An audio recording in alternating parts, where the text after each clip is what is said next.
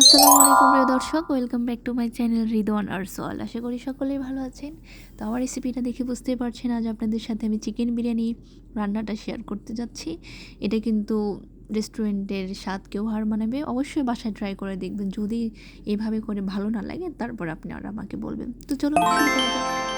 তো আমি চিকেন বিরিয়ানির জন্য অবশ্যই চিকেন নিতে হবে, যা আমি বড় বড় পিস করে কেটে নিয়েছি এবং একটা ডালাতে রেখে আমি পানিগুলো ঝরিয়ে নিয়েছি। আপনারা চাইলে টিস্যু দিয়েও পানিটা মুছে নিতে পারেন। তো আমি এখন দিয়ে দেবো স্বাদ মতো লবণ, হলুদ গুঁড়ো এবং গুঁড়ো মরিচের গুঁড়ো। আমি গুঁড়ো মরিচটা কিন্তু পরে আমি আরও অ্যাড করেছিলাম। দিয়ে দিচ্ছি গুঁড়া দুধ। এবার দিয়ে দেবো আমি বিরিয়ানি মশলা। বিরিয়ানি মশলার মধ্যে কিন্তু সবগুলো মশলার উপকরণই দেওয়া থাকে, তো আপনাদের এক্সট্রা কোনো মশলা না দিলেও চলবে। দেখতেই পাচ্ছেন এখানে সাদা এলাচ, তেজপাতা, দারুচিনি। তো দুধ দেওয়ার কারণে আমি আবার লেবুর রস দিচ্ছি, যেহেতু এখানে দই অ্যাড করিনি। তো আমি এবার সবগুলো উপকরণ দিয়ে ভালোভাবে মিক্সড করে নেব। আমি কিন্তু এখানে একটু সয়াবিন তেল অ্যাড করেছিলাম। দিয়ে দিচ্ছি আদা রসুন বাটা, এটা আমি ভুলে গিয়েছিলাম, যার জন্য পরে দিচ্ছি। অন্যদিকে আমি আলুগুলো কেটে রেখেছি। বিরিয়ানিতে কিন্তু আলু দিলে একদমই কি বলবো, অসাধারণ লাগে খেতে। এটা কিন্তু না দিলে আপনারা বড় মিস করবেন। তো চলুন, এবার আমি একটা প্যানে তেল গরম করে এর মধ্যে আলুগুলো দিয়ে দিব। আলুগুলো আমি ভালোভাবে পিঠ করে লাল লাল করে ভেজে নেব। দিয়ে দিচ্ছি এর উপরে সামান্য লবণ ছিটিয়ে। তো দেখতেই পাচ্ছেন, এটা কিন্তু একদম লোভনীয় খাবার। আমার কিন্তু এই মুরগির মাংসটা খুব একটা বেশি পছন্দ না, তবে আমি এইভাবে রান্না করেছিলাম প্রথমবার। বাসার সকলে বিশ্বাস করবেন না, জাস্ট ওয়াও বলেছে, এত স্বাদ হয়েছিল খেতে।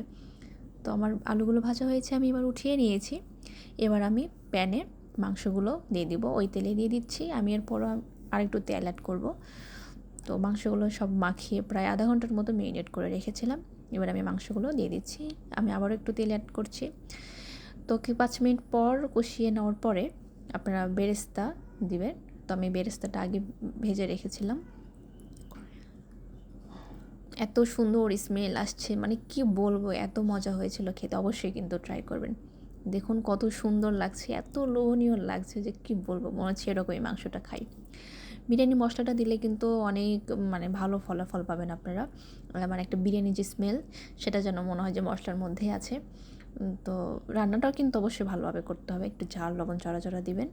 তো দেখতেই পাচ্ছেন আমার প্রায় মাংসটা কষিয়ে নেওয়া হয়েছে। আমি ভালোভাবে পিটোপিট করে ভালোভাবে লাল লাল করে ভেজে নেব। অন্যদিকে আমি প্রায় 1 কেজির মতো চাল ভিজিয়ে রেখেছিলাম, ধুয়ে নিয়ে এটা আমি একটু ডালায় রেখেছি, পানিটা ঝরিয়ে নেব। এই জন্য পানিটা ঝরিয়ে নিলে কিন্তু খুব ভালো হয়, তাহলে পোলাওটা ঝরঝরে হয়। দেখুন আমার চালগুলো প্রায় শুকিয়ে গেছে। তো এবার আমি একটা পাত্রে তেল দিয়ে দিচ্ছি দারুচিনি, লং, সাদা এলাচ এবং তেজপাতা। এবার আমি চালগুলো ঢেলে দেবো। তো আমি সবগুলো চালের মধ্যে ঢেলে দিচ্ছি। আমি ভালোভাবে চালটা ভেজে নেব। সুন্দরভাবে আপনারা চেষ্টা করবেন চালটা লাল লাল করে ভেজে নেওয়ার। প্রায় 5 থেকে 7 মিনিট আপনারা চালটা ভাজবেন। আপনি যত চাল ভাজবেন তত কিন্তু বিরিয়ানিটা খুব সুন্দর হবে। আমি কিন্তু এখানে রাইস কুকারে বসিয়েছি, আপনারা অন্য যে কোনো পাত্রে বসাতে পারেন। রাইস কুকারে বসালে কেন জানি বিরিয়ানিটা খুব ভালো হয়। তো এইদিকে আমি আলুগুলো দিয়ে দিচ্ছি মাংসের উপরে। আমি আরেকটু ভালোভাবে নাড়িয়ে চাড়িয়ে নেব। আবার একটু বেরেস্তা ভাজা দিয়ে দিচ্ছি।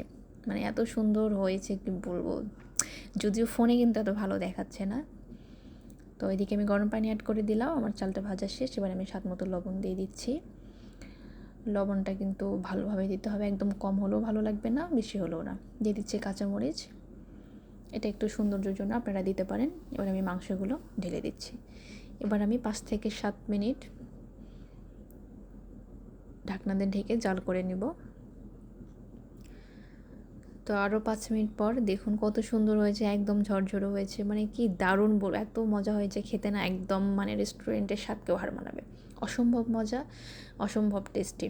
অবশ্যই আপনারা আমাকে কমেন্ট করে জানাবেন আপনারা বাসায় করেছেন কি না এবং কেমন হয়েছে সেটাও কিন্তু অবশ্যই জানাবেন। তো আমি একটু সাজানোর জন্য এখানে একটু শসা দিয়ে দিচ্ছি। আপনারা অন্যান্য যেমন লেবু, টমেটো এগুলো দিতে পারেন। তারপর আমি একটু বেরেস্তা কুচি ছিটিয়ে দিয়েছি। কেমন হয়েছে আমার আজকের রেসিপিটা অবশ্যই কিন্তু আমাকে কমেন্টে জানাবেন, ঠিক আছে? ভালো থাকবেন, আল্লাহ হাফেজ।